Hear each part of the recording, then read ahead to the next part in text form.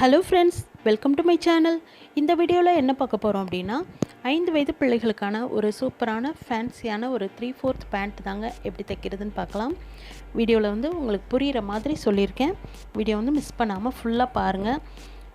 அதுக்கு முன்னாடி ஷஃபின் tailoring class சேனலை சப்ஸ்கிரைப் பண்ணுங்கள். பக்கத்தில் இருக்க பெல் பட்டனையும் கிளிக் பண்ணிவிடுங்க. இப்போ வாங்க வீடியோக்குள்ளே போகலாம். ஃபஸ்ட்டு வந்து பேண்ட்டு கட் பண்ணுறதுக்கு முன்னாடி துணி எவ்வளோ அளவு வேணும் அப்படிங்கிறது நான் சொல்கிறேன். இப்போ இந்த பேண்ட்டுக்கு வந்து பார்த்திங்கன்னா ஒரு 60லேருந்து 65 பாயிண்ட் வந்து நமக்கு துணி போதும். இப்போ நான் அந்தளவுக்கு மார்க் பண்ணிக்கிட்டு அதை வந்து ஃபுல்லாக கட் பண்ணிடலாம். அதுக்கப்புறமா நம்ம வந்து பேண்ட் எப்படி கட் பண்ணுறதுன்னு பார்க்கலாம். இப்போ பாருங்கள், இது 65 பாயிண்ட் நான் துணி வந்து கட் பண்ணிட்டேன். இப்போ மடிப்பு நம்ம பக்கம் இருக்க மாதிரி 4ஆக மடித்து போட்டுக்கிட்டேன். இந்த துணியை வந்து 4ஆக மடித்து போட்டிருக்கேன். அந்த பார்டர் வந்து அந்த கரபாகம் இருக்குது பாருங்கள், அது வந்து கீழே பாட்டம் வர்ற மாதிரி நான் போட்டிருக்கேன். இப்போ பேண்ட்டோட முழு உயரமும் அகலமும் நம்ம எடுத்துக்கலாம். ஃபஸ்ட்டு வந்து நம்ம பேண்ட்டோட அகலம் வந்து நம்ம எடுக்கலாம். பேண்ட்டை வந்து 2ஆக அப்படி மடித்து நல்லா அந்த சுருக்கம் இல்லாமல் போட்டுட்டு, இப்போ சென்டர் பாகம் இருக்குது பாருங்கள், பேண்ட்டோட உட்காரக்கூடிய இடம், அந்த இடத்துலேருந்து நம்ம இன்ச் டேப் வச்சு பார்த்தோன்னா ஒரு கால் பகுதியில் பார்க்கும்போது நம்மளுக்கு வந்து 8 இன்ச்சு வந்து இருக்குது. இப்போ அடுத்து வந்து நம்ம உயரம் எடுத்துக்கலாம். இப்போ மேலே இருக்கக்கூடிய அந்த பட்டி பாகத்தை நம்ம விட்டுறணும். விட்டுட்டு அதுக்கு கீழே இருந்து நீங்கள் இன்ச் டேப் வச்சு பார்க்கும்போது கீழேயும் ஒரு 2 இன்ச்சுக்கு பெல்ட் மாதிரி பட்டி கொடுத்துருக்காங்க. இந்த நாடா வந்து கோர்க்குற மாதிரி. அதனால் அதை விட்டுட்டு நீங்கள் நடுவில் வச்சு பார்க்கும்போது 15 இன்ச் வந்து உயரம் இருக்குது. அதை வந்து நம்ம அப்படியே எடுத்துக்கலாம். பாருங்கள், இதுதான் பேண்ட்டோட பேட்டர்ன். வந்து இதை வந்து நம்ம அப்படியே வரைஞ்சி தையலுக்கு எக்ஸ்ட்ரா வந்து 2 இன்ச்சு சேர்த்து விடணும். இப்போ 8 இன்ச்சு இருக்கும்போது ஒரு 9.5 வந்து நான் எடுத்துக்கிறேன். 9.5லேருந்து 10 இன்ச்சு வந்து நான் அகலம் எடுத்துக்கிறேன், தையலுக்கும் சேர்த்து. இப்போ அகலம் வந்து மார்க் பண்ணியாச்சு. அடுத்து வந்து அந்த சென்டர் நம்ம கர்வாக வரையக்கூடிய இடம் வந்து அடுத்து நம்ம அளவு பார்க்கணும். 6 இன்ச் வந்து நான் மேலேருந்து பட்டிலேருந்து நம்ம சென்டர் வரைக்கும் பார்த்தோன்னா 6 இன்ச் வந்து இருக்குது. இப்போ முழு உயரத்தை ஃபஸ்ட்டு மார்க் பண்ணிவிட்டு அதுலேருந்து வந்து நம்ம சென்டர் மார்க் பண்ணணும். இப்போ பேண்ட் வந்து 4ஆக மடித்து போட்டு தான் பார்க்குறோம் நம்ம. இப்போ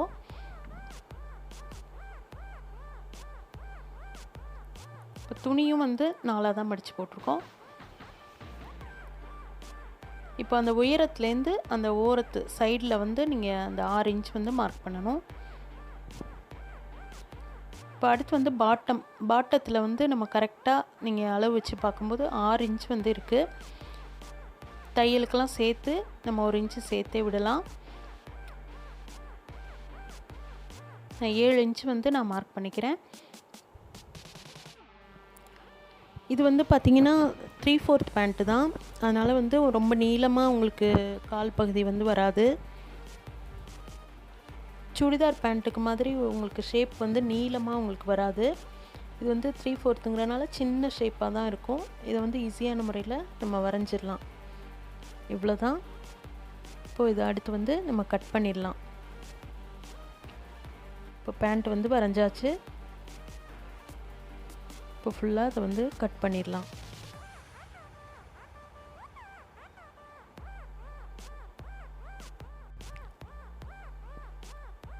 இப்போ பேண்ட்டு ஃபுல்லாக கட் பண்ணியாச்சு. அடுத்து வந்து இதுக்கு மேலே வைக்கக்கூடிய பட்டி வந்து நம்ம கட் பண்ணலாம். இதில் வந்து ஜாயிண்டாக இருக்கக்கூடிய பகுதியை வந்து நான் பட்டிக்கு எடுத்துக்கிறேன். இப்போ மேலே வைக்கக்கூடிய பட்டி வந்து நம்ம அளவு எடுத்துக்கலாம். இப்போ பட்டி கட் பண்ணணும். அந்த பேண்ட்டோட அளவுலேருந்து ஒரு 2 இன்ச்சு சேர்த்தே நம்ம வந்து கட் பண்ணுறோம். அகலம் பார்த்திங்கன்னா 2 இன்ச்சு வந்து நான் மார்க் பண்ணிக்கிறேன். இந்த துணி வந்து 4 பாகமாக அப்படியே ஜாயிண்டாகவே இருக்குது. உங்களுக்கு சின்ன சின்ன துணியாக கட் பண்ணி ஜாயிண்ட் கொடுக்காம ஒரே துணியாகவே நமக்கு கிடைக்குது. அப்படியே வந்து ஃபுல்லாக நம்ம கட் பண்ணிடலாம். இப்போ மேலே வைக்கக்கூடிய பட்டி வந்து இப்போ நம்ம கட் பண்ணியாச்சு. இப்போ அடுத்து வந்து கீழே பேண்ட்டோட பாட்டத்துக்கு வந்து நம்ம துணி வெட்டணும். இது வந்து நாடா கோர்க்கிற மாதிரி வரும், கொஞ்சம் மாடலாக இருக்கும். அதனால் வந்து ஒரு 4 இன்ச்சு வந்து கொஞ்சம் பெரிய பட்டியாகவே வரும். கீழே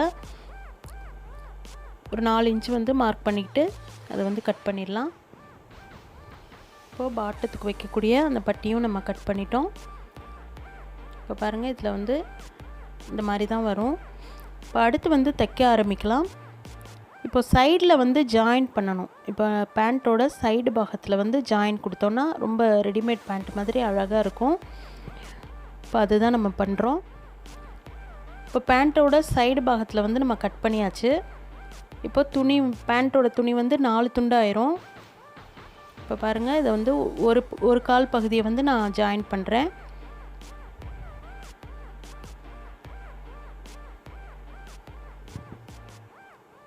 ஃபஸ்ட்டு நம்ம இதை தான் தைக்கிறோம். இப்போ இதை ஃபுல்லாக ஜாயின் பண்ணதுக்கப்புறம் இதில் வந்து படிமான தையல் வந்து போடணும்.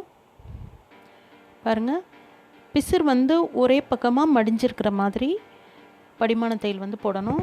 லுங்கிலாம் ஸ்டிச் பண்ணுவோம்ல, அது மாதிரி தான்.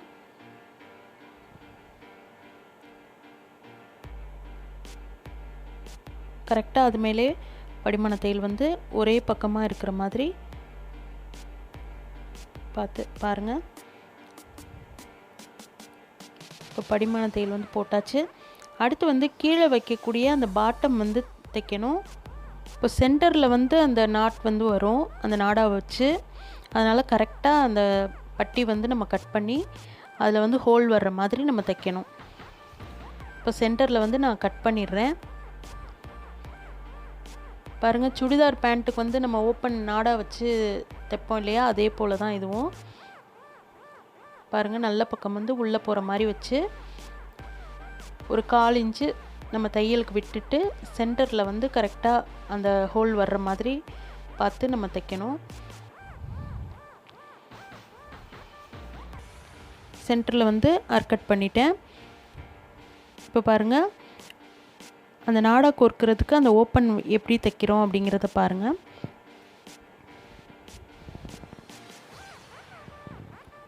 அந்த ஓப்பன் விடுற பகுதியில் வந்து ரெண்டு பக்கத்துலேயுமே வந்து நல்லா முடிச்சு தையல் வந்து ஸ்ட்ராங்காக போடணும். அதே மாதிரி எண்டு தையலும் வந்து ஸ்ட்ராங்காக முடிச்சு தையல் போட்டுடணும். இப்போ பாருங்கள், சென்டரில் வந்து சின்னதாக வந்து ஓப்பன் வரும், அந்த ஹோல் வந்து கிடைக்கும் நமக்கு. இப்போ கரெக்டாக அந்த பட்டி வந்து அந்த பாட்டத்தில் வச்சு தைக்கணும்.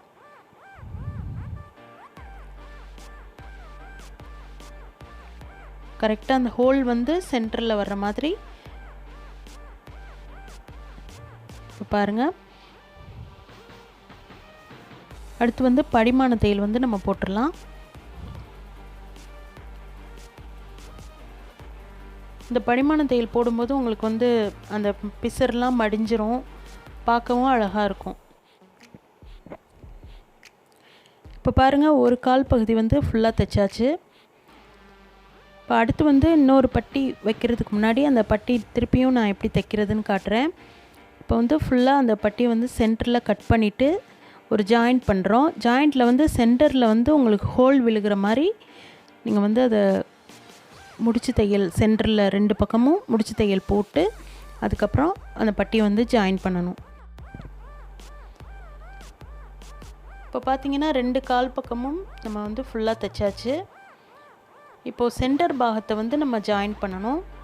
பேண்ட்டோட அந்த மேலே வரக்கூடிய சென்டர் பாகம் அது வந்து உள்ளே வந்து 2 பக்கமும் நல்ல பக்கம் வர்ற மாதிரி பாருங்கள், சென்டரில் வந்து நம்ம ஜாயின் பண்ணுறோம். நல்லா ஸ்ட்ராங்காக முடிச்சு தையல் போட்டுடணும்.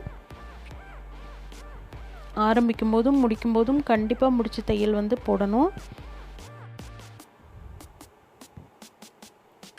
இதை வந்து அப்படியே திருப்பிட்டு படிமான தையல் வந்து நம்ம போடணும். பாருங்கள், அந்த வளைவுகளாக இருக்கக்கூடிய இடத்துல வந்து அந்த சுருக்கத்தை எடுத்து விட்டு பொறுமையாக வந்து போடணும். இப்போ படிமான தையல் வந்து ஃபுல்லாக போட்டாச்சு. பாருங்கள், நான் திருப்பி எடுத்து காட்டுறேன்.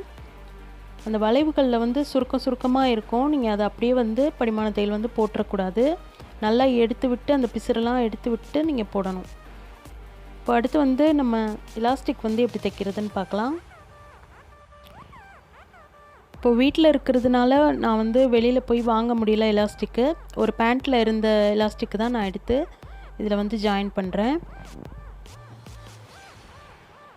பாருங்கள், கரெக்டாக அந்த எலாஸ்டிக் வந்து நம்ம இழுத்து அந்த சென்டரில் வந்து தையல் போடுறோம்.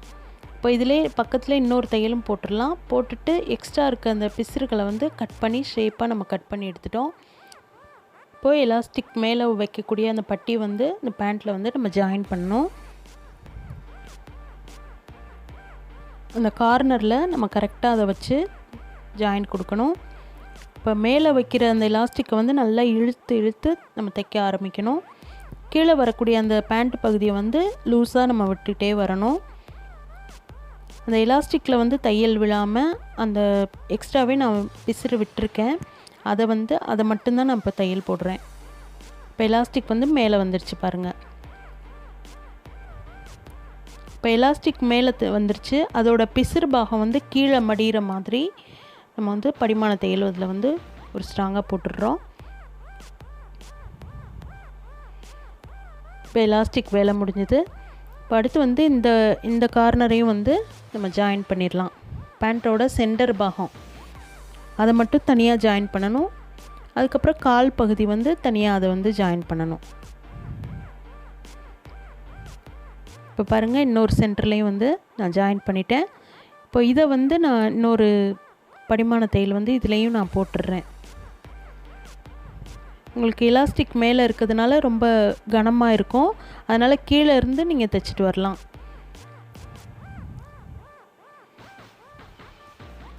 அந்த மேலே வந்து எலாஸ்டிக் வர்றதுனால கொஞ்சம் கனமாக தடிமனாக இருக்கிறதுனால தையல் விழாது. கொஞ்சம் பொறுமையாக நீங்கள் எடுத்து விட்டிங்கன்னா ஈஸியாக தைச்சிடலாம். இப்போ அடுத்து வந்து கீழே வைக்கக்கூடிய அந்த நாடா வந்து நான் தைக்கிறேன். அந்த பாட்டத்தில் வந்து நம்ம நாடா கோர்க்க போகிறோம், கொஞ்சம் மாடலாக இருக்கிறதுக்காக. பாருங்கள், இதை வந்து நான் திருப்பி எடுத்துக்கிட்டேன். இந்த நாடா வீடியோ வந்து ஏற்கனவே நம்ம சேனலில் போட்டிருக்கோம். அதை நீங்கள் வந்து சேனலில் போய் பார்த்துக்கலாம். இப்போ நாடா வந்து ஃபுல்லாக கோர்த்துடலாம். இப்போ ஒரு சைடு தான் வரும் நாடா வந்து. இப்போ பாருங்கள், இந்த சைடை வந்து நான் இப்போ ஜாயின் பண்ணிடுறேன். ஒவ்வொரு பாகமாக வந்து நம்ம எடுத்து அந்த நாடாவை கோர்த்து ஜாயின் பண்ணணும். மொத்தம் 4 தடவை இது மாதிரி கோர்க்குற மாதிரி இருக்கும். இப்போ பாருங்கள், ஒரு காலில் 2 சைட்லேயும் தனித்தனியாக வந்து நான் நாடா கோர்த்து அந்த நாடா இருக்கக்கூடிய பகுதியை வந்து முடிச்சு தையல் போட்டுடுறேன். போட்டுட்டு அதுக்கப்புறம் நம்ம சென்ட்ரு வந்து ஜாயின் பண்ணணும்.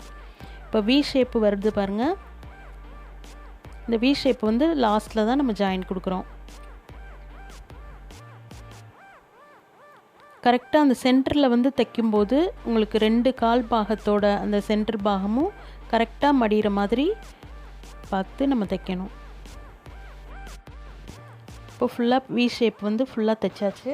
இப்போ சென்டரில் வந்து அந்த உட்காரும் போதும் எந்திரிக்கும் போதும் கிழிஞ்சு போகாமல் இருக்கிறதுக்கு உங்களுக்கு டைட் கொடுக்காமல் இருக்கும். இந்த மாதிரி நீங்கள் ஹேர்கட் வந்து பண்ணிக்கிட்டிங்கன்னா.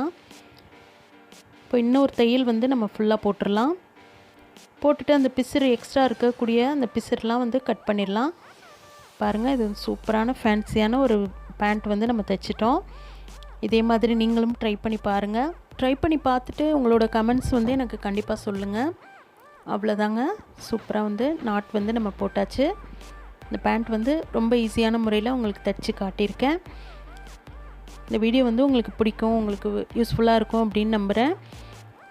இதே மாதிரி நீங்களும் ட்ரை பண்ணி பார்த்துட்டு எனக்கு வந்து எப்படி வந்ததுன்னு சொல்லுங்கள். இந்த வீடியோ பிடிச்சிருந்தால் லைக் கொடுங்க, கமெண்ட் பண்ணுங்கள், ஷேர் பண்ணுங்கள். மறக்காமல் இந்த சேனலை வந்து சப்ஸ்கிரைப் பண்ணுங்கள். தேங்க்யூ.